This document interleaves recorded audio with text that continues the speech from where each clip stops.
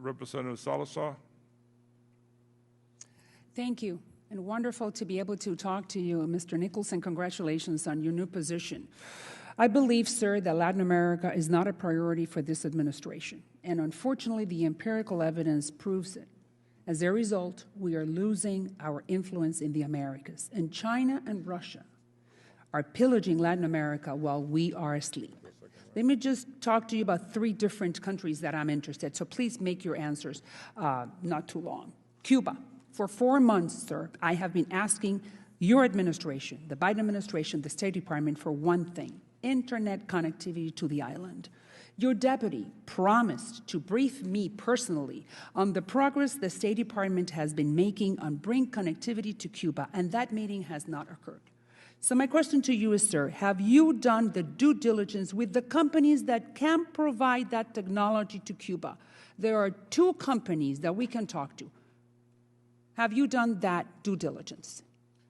Our technical experts have been in touch with the private sector as well as U.S. government experts to discuss ways to improve internet access on the island. I'm talking about 2 specific companies that have the technology ready to go so you can do the due diligence and the White House can give the final approval and we can put those balloons up in the air. Are you aware who those 2 companies are? So there's no magic bullet to solve the internet. Sure there is. The technology is out there and we can at least try it. And that's my frustration. This administration doesn't even want to do the due diligence. There's no willingness to bring connectivity to the island of Cuba. Are you aware of that, sir? We are working to increase access to the internet. I would note that during yesterday's protest, there was not a broad switch off of internet access. Yes, there is, and I'm so sorry. You keep on telling me the same thing that everyone tells me, and that is not true. But if you want me, I can have a private conversation with you and tell you where that technology is.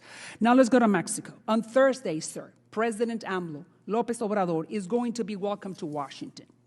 And I'm sure you remember that López Obrador received Díaz-Canel as a king. Not even Fidel Castro was received like that in Mexican soil. And there is a report from your State Department that says that Mexico is profiting from the human trafficking and forced labor of Cuban doctors on Mexican soil. That violates USMCA, the free trade agreement between Mexico and the United States. Are you going to confront, or are you going to ask the Biden administration to ask AMLO about these 2 atrocities?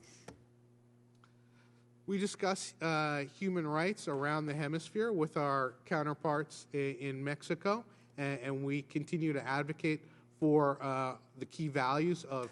But specifically, is it on the agenda now when López Obrador is coming to Washington to address specifically these 2 things that I just pointed out? We're going to have a robust dialogue about a range of issues, including the human rights situation in the hemisphere. Specifically in Cuba. Thank you. Now let's go to Colombia. President Biden's top advisor, his name is Juan González, said that Mr. Biden no tiene idea quién es Gustavo Petro. He has no idea who Gustavo Petro is. I'm going to tell you who he is. He's a thief, he's a socialist, he's a Marxist, he's a terrorist, and he's leading the polls for president of Colombia. Do you share my opinion about Petro? I served as Deputy Chief of Mission in our embassy in Bogota.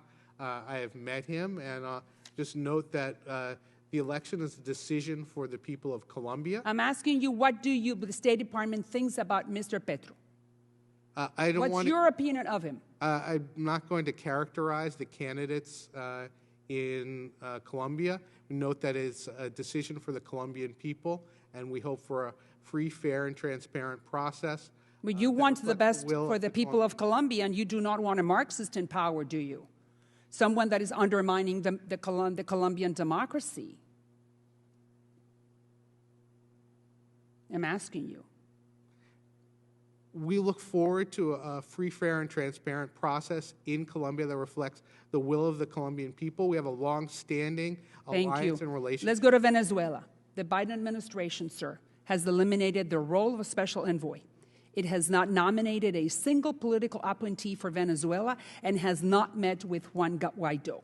And my question to you is, sir, is, are you planning, the Biden administration, the State Department is planning to throw the legitimate president of Venezuela under the bus?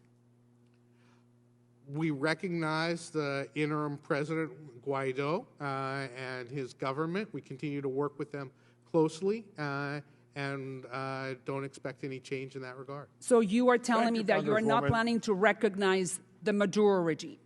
Congresswoman, we're going to do a second round of questioning.